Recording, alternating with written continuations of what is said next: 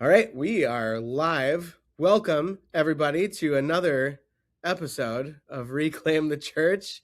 Hi, Whoop, whoop. everybody. Hey. Hey, Hello. hello. And Um, I just have to say the vanity in me is like because we're at an event, we're recording a bunch and we're not changing outfits. So I know. as these are posted, like just don't judge. That's all. Yeah, here I'll put a hat on. There. It's a different day. It's a different era, I can go and get my grandma cardigan off my rocking chair. yeah, that's great. Oh gosh. Well, we are excited to have a conversation today that is still very much rooted in the idea of reclamation and reclaiming the church. And it has to do with business and capital and what does it mean as an institution to be able to both listen and receive feedback and change and like that's a big part of reclaim we tend to think. And so we're here sitting in this digital studio today with the one and only Annie Trafton from Old Lutheran, which is a very fun, long time. I mean, Old Lutheran's been, I don't even know how many years Old Lutheran's been around, but it's a lot. So wondering maybe, Annie, if you could, I should say too, just like full disclosure that Old Lutheran is owned and operated by David Hunstead, who is the uncle of my spouse, Rachel. So I kind of married into the Old Lutheran world. And so Annie is like kind of a distant sibling now of mine. So I'm here to introduce my sister, Annie Trafton. Hi, Annie. Hello. Thanks for having Would me. you, yeah, absolutely. Wondering if you want to just kind of introduce who you are, where you come from, a little bit about your role in the company, and then we can kind of go from there. Yeah. My name's Annie. I come from Minnesota. So I was born and raised in Eagan, Minnesota, St. Paul area, and um, was born and raised Catholic and went to school, went to college out in Montana, met my husband out in Montana, and during the college years, I really wanted to work outside and found my way into outdoor ministry because there's a camp near the cabin that I grew up going to, my grandma's cabin, and ended up working there. And that's where I kind of was first really introduced to the Lutheran Church. And my education background is in biology and broadfield studies with an education option. So I was a science teacher and I was a youth minister in the Catholic Church for a little while and a soccer coach and just always like really loved working with kids and eventually found my way back to that outdoor ministry program for a bit before I found my way to Old Lutheran. So after I had my first child, the outdoor ministry life was no longer going to be suitable for our family because my husband is a journalist, and so he worked at the local news station. He was an anchor reporter in the Fargo Moorhead area, and so I couldn't live 90 minutes away for 4 months of the year with a 3-month old. So I actually got my job from David as I was ordering T-shirts for outdoor ministry, the outdoor ministry program that I was working for. I had turned in my 2 weeks notice that morning and went into his office to order shirts that afternoon. And they asked me if they could send me proofs. And they said, no, you're going to have to send them to someone else because I just turned in my 2 weeks notice. And Moorhead is not big. And by the time I got home, I had a Facebook message from David saying, well, would you want to come work for me? Oh wow. I don't Uh, think I knew that. Me neither. yeah. Um, and I didn't really want to leave outdoor ministry, and so it was a little bit like of a traumatic departure. So I took the summer off, and that was the summer of the Detroit gathering. And so he went through the Detroit gathering, and then I started that August, and have been working with Old Lutheran I started as like in a pretty small capacity. I was doing some billing and invoicing and with some order management stuff, and just I kind of am the type of person that sticks my nose in where I think I can fix things. And I think that's what David wanted and needed. And as I started to do that, they asked me to take on a little bit more responsibility and more roles. And then our general manager that was there before me was moving into a different position. And she asked me if I would take over her position. And I said, on an interim basis, because I don't want to have to like quit because I don't like working this job. So I'm still the interim general manager. I haven't fully accepted the role. That was 10 years ago. 10 years ago, yeah. And because I loved working at Old Lutheran, I loved the community there, and I didn't want to have to leave if I didn't want to stay in the management role. But I love my role as the general manager. I love my staff, and I love the changes and ability to kind of meet the whole person with Old Lutheran that we can. So we get to talk about, faith, we get to talk about humanity, we get to talk about how to make the world a better place, and we also get to have some fun while we do it and make some fun merch. And so that's kind of what I love the most about all the roles I've been in. And I get to work with a lot of young people because we're a really small business, actually. And so we get a lot of kids, young adults, right out of college. And it's their first real job, teaching them how to be humans, teaching them how to be responsible, how to show up for work, how to call in sick, how to apply for insurance. All of those things is kind of coaching them into the real world and then launching them as they move on. So that's incredible. Yeah, that's a really comprehensive thing. I don't know if a lot of companies, I mean, it's probably more common with small businesses, certainly, yeah. but like there's that mentoring role and that sort of like, let's be with the whole person in this process. Yeah. 10 employees, something like that. Yeah. Give or take. Yeah. We have 10 to 12 employees, kind of depending on the season we're in. Yep. Yeah. So, you were talking about the gathering, just for people who are listening or watching that don't know what that is. There's in the ELCA, which is the largest Lutheran body in the denominational body in the United States, that we all happen to be a part of that.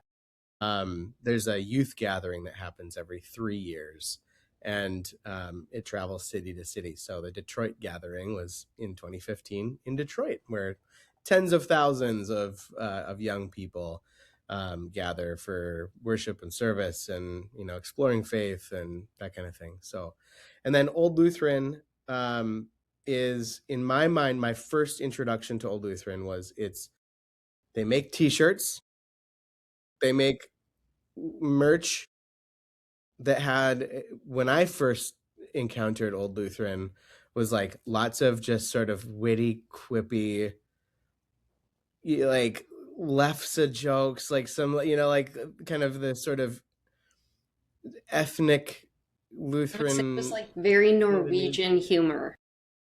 Mm. Yeah. Yeah. So will you tell us a little bit, maybe, I don't know, Tuhina, Rosella, if you want to chime in about like how you have seen Old Lutheran over time, but maybe we can go there a little bit too.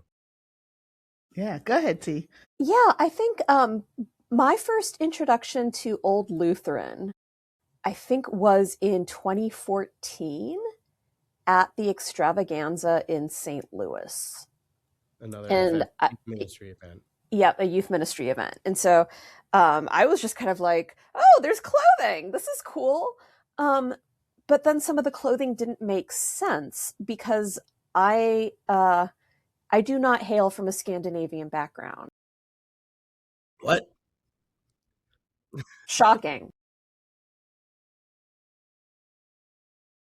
And so I think like a lot of the cultural markers I was missing of like, I didn't know how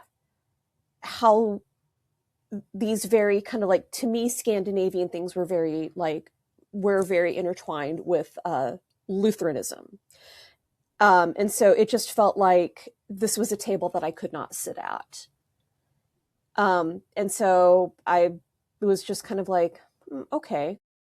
But then I noticed a shift, I think around 2015, 2018. Mm-hmm. And I still have them. And it was these cards that have peace in different languages. And I really loved that. And I identified with that because, so my mom's name is Shanti, and that means peace in Hindi. And so to see my mom's name and to see the word peace in Hindi was like, okay, maybe I can roll with these folks. Like, I see myself here, and I see myself in this theology, and I see that there's an expansiveness now that's being communicated about Lutheran theology, and not cultural markers that I think, yes, a lot, studying the history of immigration patterns and American history in the 18 and 1900s, yes, it makes sense to me. But I also think that old Lutheran heard some of the critiques and realized, oh, we need to be more theologically expansive if we're going to claim Lutheranism, as opposed to particular cultural markers from very specific areas around the world. And so for me, that was actually a tectonic shift of like, wow, this is a place where I actually do feel invited, where I actually can have a say, where I actually can, where the values feel aligned with me now. That I feel like it's more like rooted deeply in Lutheran theology, and where I think actually a lot of the products, I think, also invite people into conversation. And I think like that's also a really lovely and beautiful thing. That there's yard signs where, people like, so I love yard signs because that's actually how we got our neighbors to talk to us during the last presidential election. Wow, that's awesome. Yeah, because people would stop my spouse and me while we were out walking our dog and be like, can you tell us about your sign? It's like, as a matter of fact, I can. Let's have a conversation. And so like realizing that there are like ways of inviting people to have curiosity about like, oh, you're Lutheran. What does that mean for you in the world at this point in time? And so now I have a new appreciation of old Lutheran giving us the tools to do that. Yeah, that feels important, and I think that kind of couches the conversation that we're having in terms of like reclaiming the church, and like what is there to reclaim in the church, and how do we do that? I think that's one of the things that we wanted to bring Annie on to talk about, because you've been a part of this shift over time, of to change and to reclaim something, and to get really clear about identity and values and theology that is apart from ethnicity and immigration patterns and status, and theology that is apart from all sorts of in and out markers, that kind of thing. And so, Rosella, I know that you, as a part of your professional life as a coach and whatnot, you have worked too with Old Lutheran. So maybe Annie and Rosella, if you want to maybe just talk a little bit about your process together and what that's been like, I guess. Yeah, well, and I'd love, Annie, for you to just share, because I think what Tahina noted at that 2015, 2018 time was right when you said earlier, I kind of put my nose in and start sniffing around, just to kind of see. So I'd love to hear, as you entered into Old Lutheran, because again, you were coming from Catholicism, right? You might have had some of the cultural or ethnic backgrounds, but you were from a different group, a different community. So I'd love to hear your entrance into Old Lutheran and how you got to the point of the shift, or of saying, oh, this is a different way of us being. And also, I'm going to have you share what Old Lutheran actually creates too. Yeah. Yeah, we do a lot. So I not only was I confused about, just like you two, Nia, like what is, like, I grew up in the city, and my parents were from Iowa, but they were like Irish and German, and like the Scandinavian stuff like totally went over my head. And but Minnesota is super Lutheran, and so people would always say, "Oh, like it's so Lutheran for people to sit in the back of the church." And I was like, I mean, people in the Catholic Church sit in the back of the church too. Like, I don't know what you're talking about. Like, why is that Lutheran? And I remember like I have a very vivid memory of having this conversation with Kim Adams. Was working, like, kind of started at Old Lutheran right after I did, in a kind of a part-time role as well, and right around the time that I was becoming in the general manager role. And just we started having a lot of these conversations, because I was like, I don't, like, explain it to me, I don't get it. Like, I don't get why this, like, what's Lutheran about lutefisk?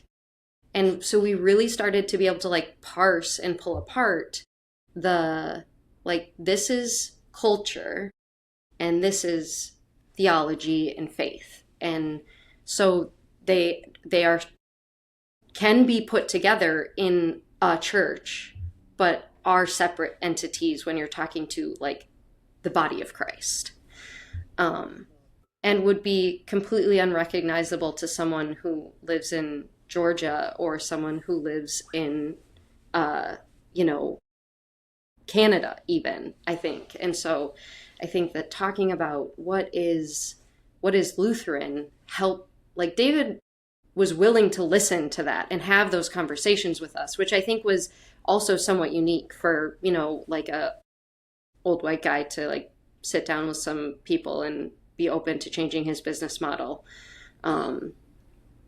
When like I walked in the room and was like, it doesn't make any sense to me either. Mm-hmm. Because at the time we were getting a little bit of pushback from people online and from the church saying like, this doesn't match anymore. It doesn't work for us. We don't get it. And I think him having to explain it to someone in like face to face helped him understand. Yeah, maybe we need to rework some things. Kim and I worked a lot going into the Houston Youth Gathering, into 2018. So leading up to 2018, we did a ton of work working with the entities that were going to be part of the service projects in Houston, and figuring out how to amplify that message and kind of like double down on the messaging that the kids were going to be hearing. And so we started a cause line, and it was like all the causes that we were working, that the youth gathering itself was working with, we partnered with as Old Lutheran and created merchandise, so shirts and and we created banners that said, what does this mean? And so there was different lines that then raised money for those entities. So it was like this big full circle, like we're going to like really live into why we're here. And I think that was kind of us dipping our toes into the justice side of the church. And there were some experiences there that happened that really like put a mirror up to Old Lutheran and challenged David and I to both like really reflect on our whiteness, and the roots of just Lutheran white existence and how we wanted to move forward. And whether or not we meant to hurt people wasn't really what mattered. It was like how we decided to move through the world now. And I always explained it that like when you walk down the street and you run into someone, it's not, you didn't mean to, but you would say, oh, I'm sorry, excuse me. And so if you run into something that you didn't mean to, you should still apologize, and then you should pay attention. And so that was, I think that 2018 youth gathering, for me at least, was a like wake up and pay attention and start changing moment for me personally. Doing my own like internal work as far as justice and anti-racism training, and just like really waking up to that, and then figuring out how, like, in this business model where I have so much like power and platform, how do I use it for good, and how do I use it for justice? And I think that's really been the shift in what Old Lutheran has been, because that's where both David and I have seen a need, and where we've wanted, like, that's where we want to go moving forward. Well, no, Annie, thank you for sharing that, because and David and Annie would hear me say this to them often.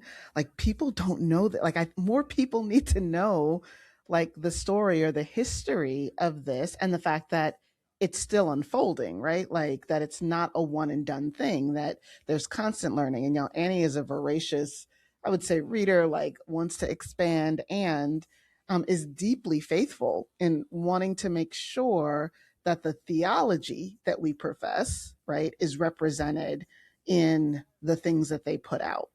And so one of the things I'm curious from your vantage point, Annie, is because there was also a shift of your online presence, right, in terms of Old Lutheran coming out and strongly saying things.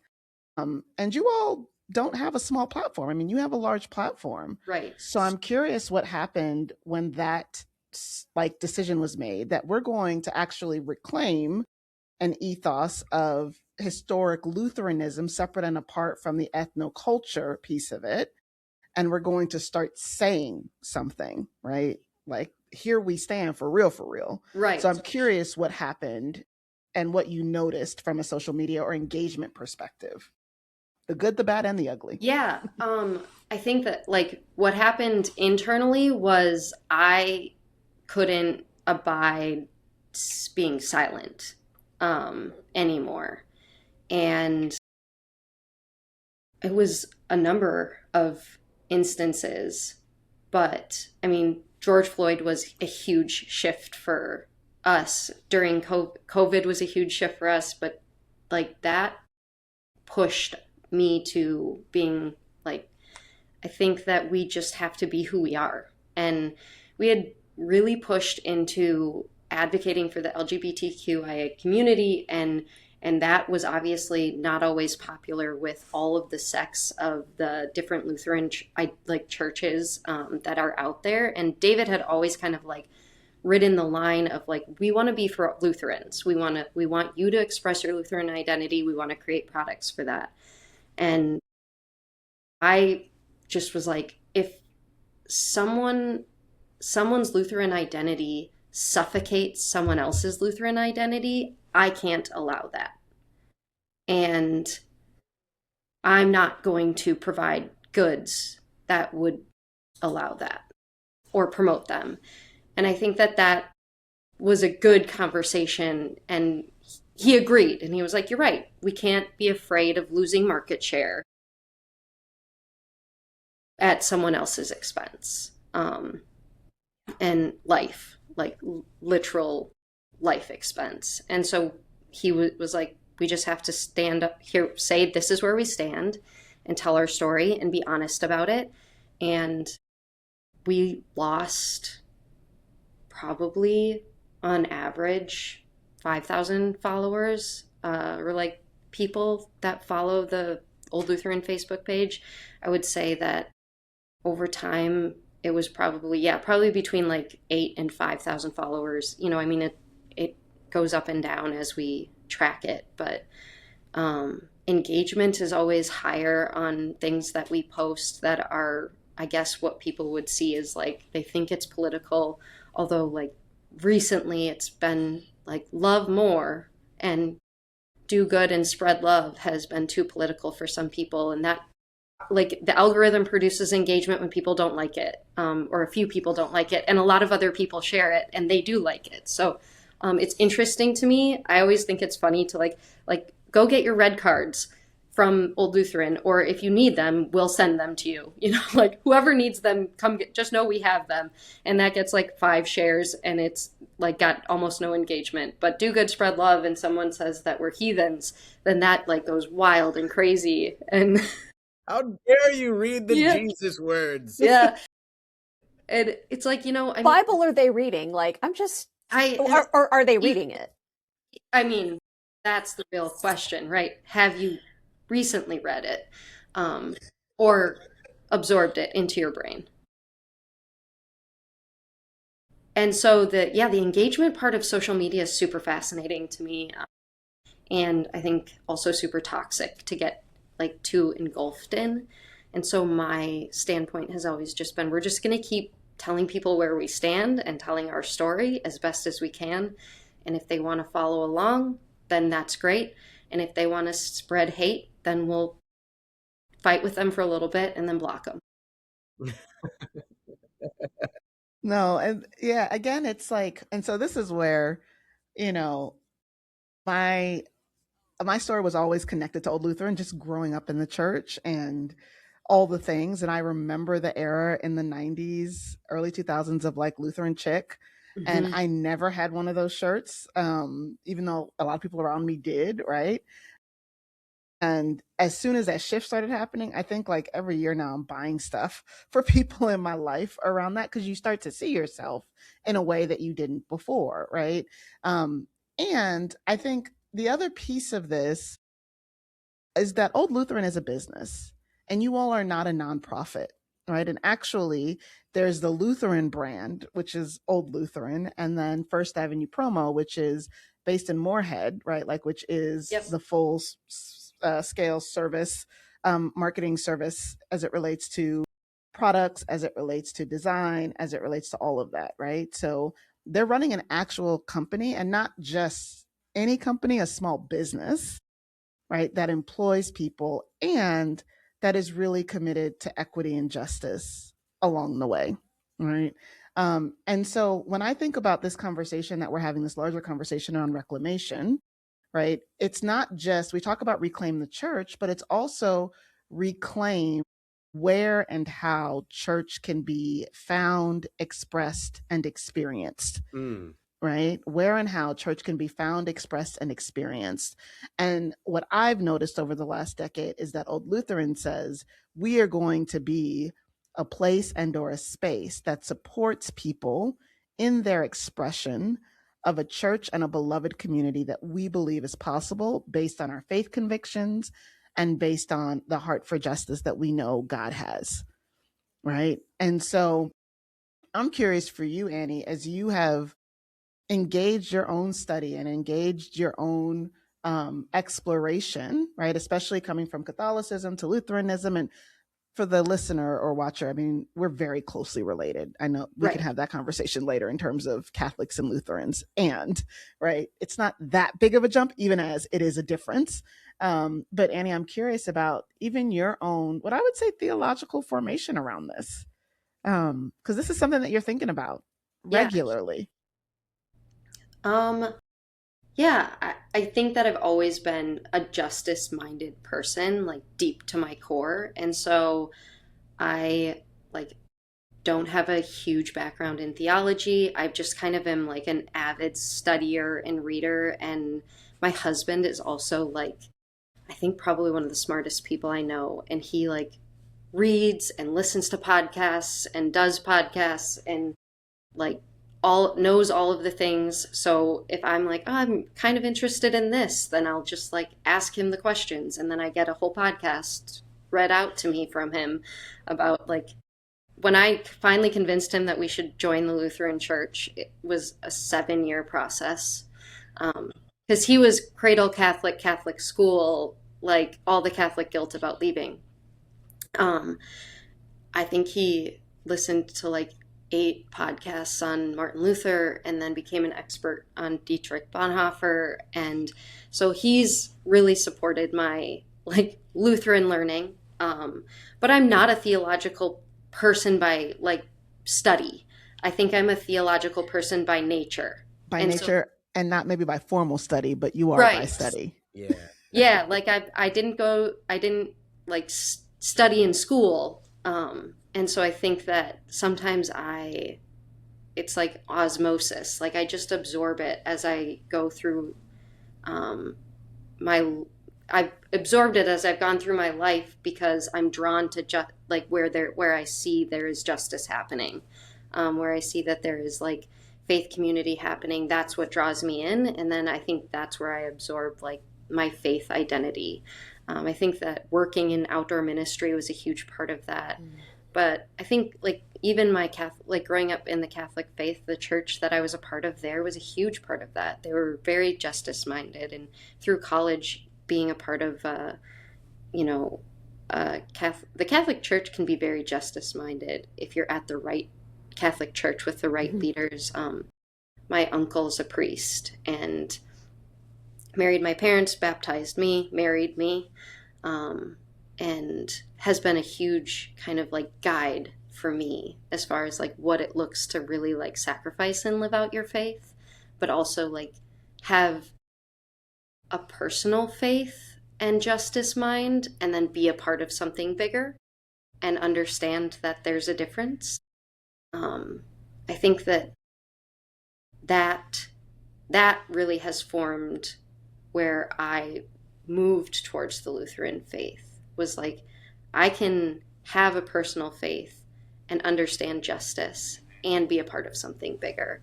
And if I'm going to have this platform and kind of this huge responsibility that David built this platform that exists for me to speak on, then I better be educated in how I speak on it because it's important for me to be like right.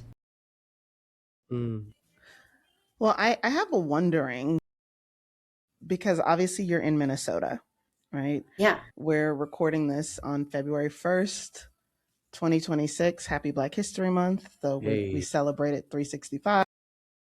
But we're recording this on February 1st, 2026. And there's some shit happening all over, but we also know that Minneapolis or the Twin Cities, Minnesota, is Mm-hmm. the epicenter right now. So I'm curious how, being that you're from the Twin Cities, being that you live in, Minnesota and the state writ large, even if you're not in the Twin Cities right now, how is this moment impacting Old Lutheran and connecting with kind of this trajectory that you all have been on, right? How are you all exploring not only how you show up, but what it means to be this entity for such a time as this? Um, yeah, I like Righteous Fury. I think that it's like heartbreaking to watch this happen in our community. Um, it's heartbreaking to watch it happen in my home. Um, my daughter's in a Spanish immersion program and came home from school. She's in fifth grade and was worried that ICE was going to come into her school and take her teacher. And she's also a justice minded human like her mother. And so, like, the deep personal feelings of it in when you're here in it. And I mean, we're removed, we're 3.5 hours from the cities, but it's still happening in our community. Like it's happening outstate too.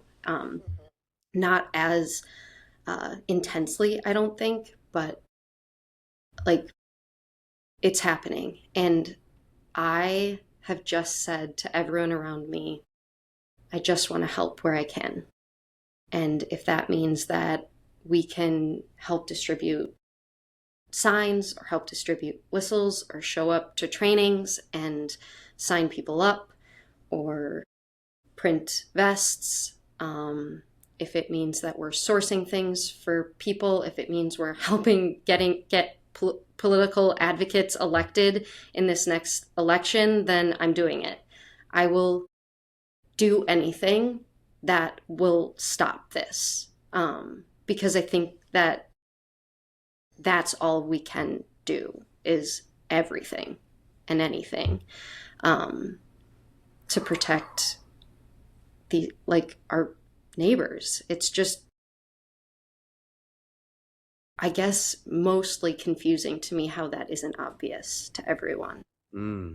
Um, but yeah, I would say I move between like righteous fury and action and feeling like I just have to go cry in the shower, because no one else needs to see those tears. And then we got to get back at it. So yeah, I would say like if we can help, tell us how. I like that's all I want to know is how can we be active movers in making the Lutheran Church an arm of protection and righteousness for like our country right now. There's an immediacy, a measurable immediacy, like the consequence of taking a stand, of putting yourself in that position, of speaking out, of posting on social media, either about products that you are creating, or just like what you're noticing, like in your community, like that kind of thing. Like there are sales numbers daily that you can run. So I wonder to what extent the fear of loss is either more or less pressing to you than it is for church leaders or pastors or deacons or that kind of thing. One of the thing, all this is, I'm saying all this because one of the things that I've noticed is oftentimes it's old Lutheran as a company, as a private company, not as a nonprofit, not as an extension of the church, of the ELCA that we're a part of.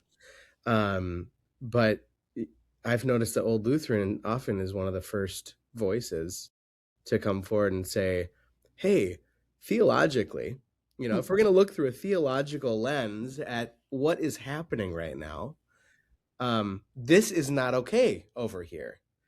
And you have a product that helps me, I've got it over here, helps me to say, this is not okay. You're doing it oftentimes before the church itself gets around to taking a stand, to speaking on it. And I'm curious if you could kind of reflect a little bit about, what do you notice about how does that land? How does that reality land for you? Yeah. As you're also as a company trying to walk alongside, maybe even walk behind and push congregations to do the work that we believe Jesus calls us to do. Yeah, I think Jesus calls us to be brave, to love mercy and to do justice. And I have a really hard time with us being accused of wanting to make a profit off of anything that is terrible. And so recently, actually, I've stopped posting that we have products unless someone specifically requests that that message be put on a shirt or on a product of some kind. I've just been posting the message because I think that's it. Like, as an owner of this platform or as a manager of this platform, that is what I'm called to do in my faith. And I think that it's hard, and I'm sure it is for all of you, to not see a faster reaction from the church. I think that's also because we're small. And like, frankly, David and I work in the same cubicle. And so when I come in with my hair on fire and I write something, I turn around and I say to him, I'm sending this out. Is that okay? And he'll like turn around in his chair and read it and be like, sounds good to me. And I can hit send. There's just like no red tape to it. So there is a freedom in that, right? And like then I'm also willing to hear the criticism from people I find brilliant and care about. And if I make a misstep, I'm willing to apologize. And so if I do something wrong, I want to hear that criticism. But if someone just wants to criticize us because they have bad theology, then I'm not that worried about it. Mm. So I think that there is a freedom in that. There's a freedom in our flexibility and our ability to move around because it's our own risk. It's our own necks that are being stuck out. But is there real risk in that? Yeah. If we make a mistake that's big enough, then we don't exist anymore. And our platform doesn't do anything anymore. And if like our products aren't things people want, then we don't exist anymore. And then like that, this platform won't have that power. So yeah, there's real risk in that. I think it's risk that David and I are both like willing to keep rolling those dice on when it's like for the good of humanity. But I think it's also important for people to know the story that like, yeah, it's 10 people in a business in northern Minnesota that is oftentimes pushing the Lutheran Church to say something about injustice in the world. And do you want us to keep doing it? And let's be very clear, because this is just one of Rosella's I get on my high horse thing, right? Whether it's Old Lutheran, First Avenue Promo, whether it's the Waymaker Agency, whether it's GSB Consultants, whether it's Alava, like I'm just naming companies that are for-profit companies that are operating in connection with, or their founders are coming from, right, our church. These are all businesses, and one would say the church is a business too. It's just a nonprofit business. And let's get very clear, right, about that. The businesses that I just named, I would put under the category of social impact enterprises, right? They're not just doing something for their own benefit. What they're doing is for the benefit of a group and for most of us, I think for all of us, a large population of our beneficiaries are faith-based entities, but they go beyond that. So that's one. Two, under capitalism, people are going to buy stuff all day, every day, right? And so the way that I think about it is I do want messaging and I do want things that amplify theologies, ideas, whatever, right? Like anytime you see me in African gear, it's going to be something by Rahel Williams and Alava, right? A Lutheran Tanzanian designer that is using the profit that is made from her company to reinvest back into her home of Tanzania, back into girls' causes, right? When I think of Old Lutheran, they have long done percentage give backs where they give back money to community, to partners, right? There is not this profitable slush fund that people at Old Lutheran are getting rich from, right? And then the third thing is small businesses are what actually run our country in terms of employing people. So a company, I mean, the goal of business in the social impact space, right, is to make an impact, but also to provide meaningful, equitable work for people, right? Environments that are safe, environments that engage their gifts, environments that are good for them, right? And Old Lutheran has a team of what we said, 10 to 12, depending on the season, of people from all walks of life, of people from different and various backgrounds. And so, you know, that I think it riles me up too, Annie, when it's like, oh, you just want to profit off of this. And I'm like, people don't even know what they're saying. Sometimes when they say it, they're regurgitating things. And right at the heart, like you said, is we want to amplify these messages. Yes, we want to produce products and at the end, I'm gonna have you run down all the things that you all can produce, because I think people still don't recognize that like they can come to you, or as you always say, any small business in your community. But rather than going to these big conglomerates that people have no problem spending money at, but don't first go to a small business in their community or a small business in their larger network. And I think Old Lutheran has always just wanted to say, we're here. as an option, especially if you don't have this option in your community.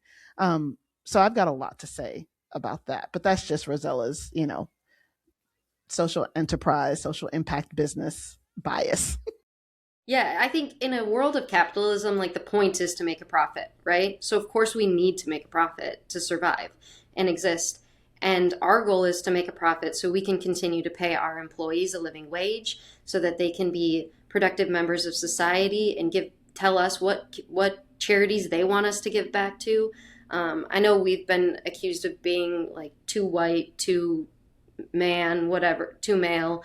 I would argue that we have probably one of the most diverse staffs per capita in Moorhead, Minnesota, like generally, for how many people we have on staff and all the walks of life we have. I was actually told by one of my artists that if I could please hire a Lutheran artist, that would be very helpful. Like last week. It's like some of this stuff, I think you need one of your people to come in and do. Yeah, that's what he said.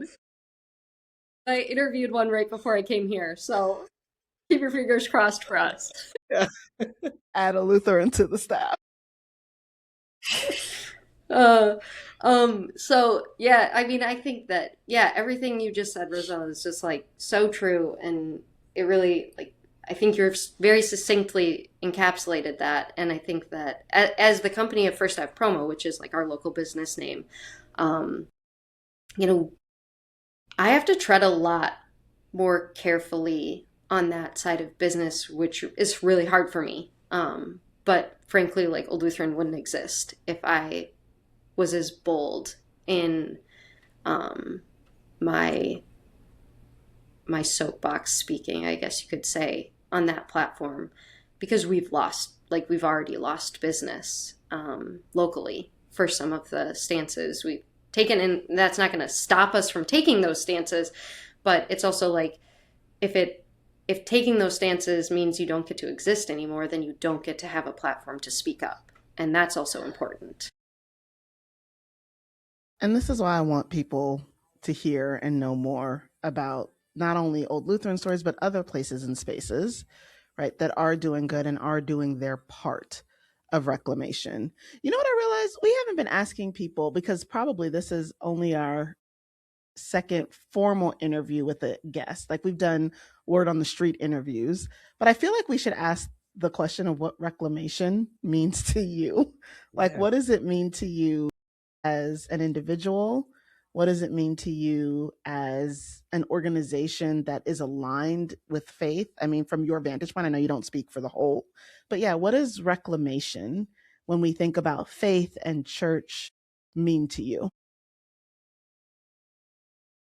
The first thing that comes to mind is, yeah, not that kind of Christian, for us, and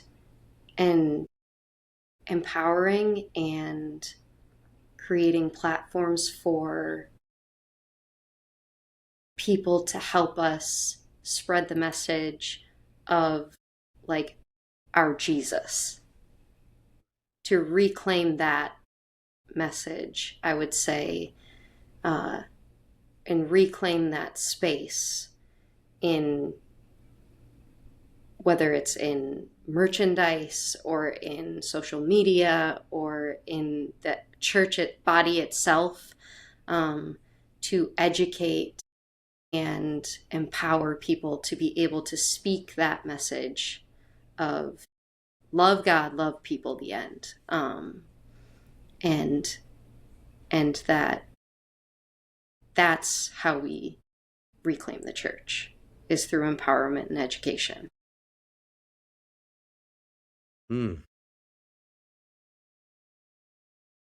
I realize I've been asking all the questions.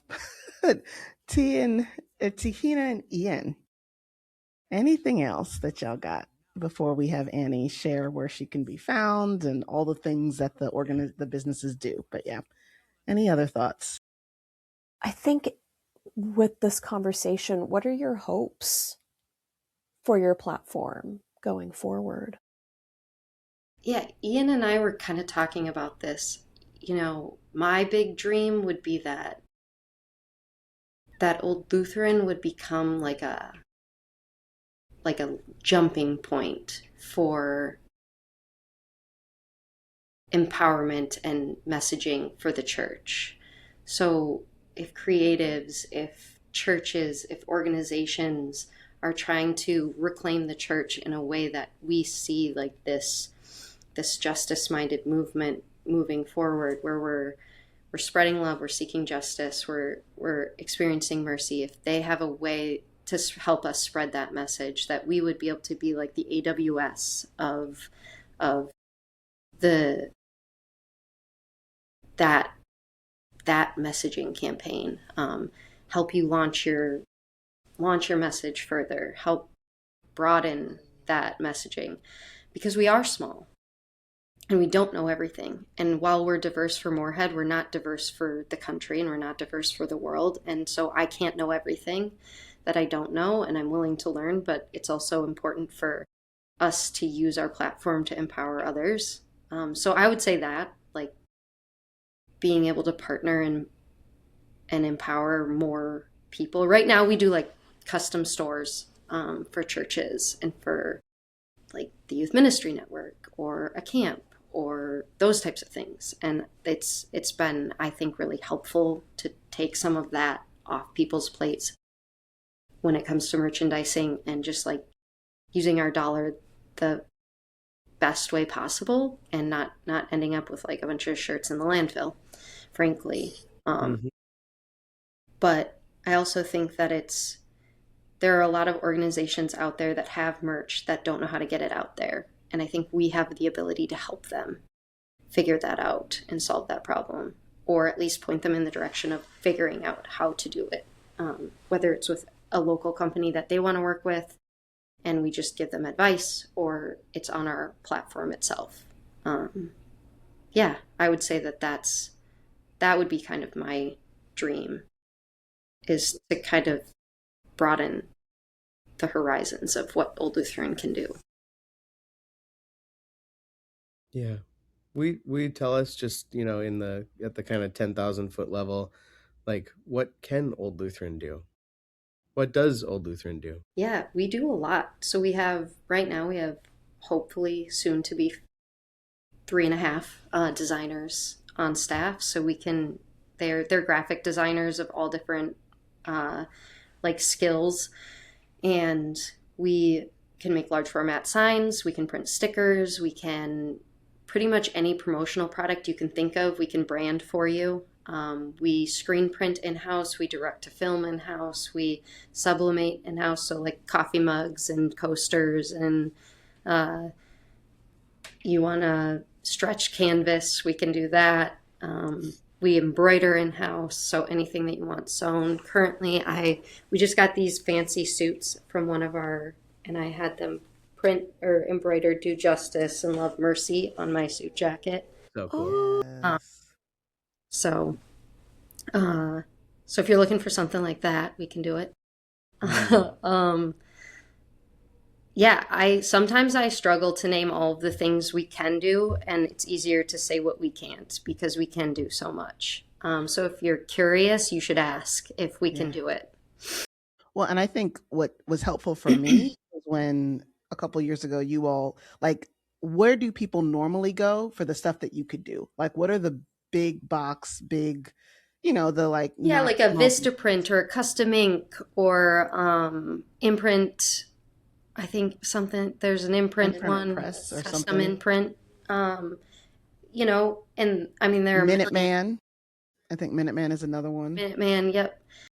5 Boys shirts, I think, does tells you you're going to get t-shirts for $5 and under, and then you get on there and you start putting colors on and it's going to be more. So, a lot of it's marketing, right? A lot of it's telling our story, but then also like these big box companies tell a story and then it changes once you get down the road. And we like to be honest right up front. So if you tell us we want a 5-color shirt, we're going to quote you for a 5-color shirt, not tell you you're going to get it for $5.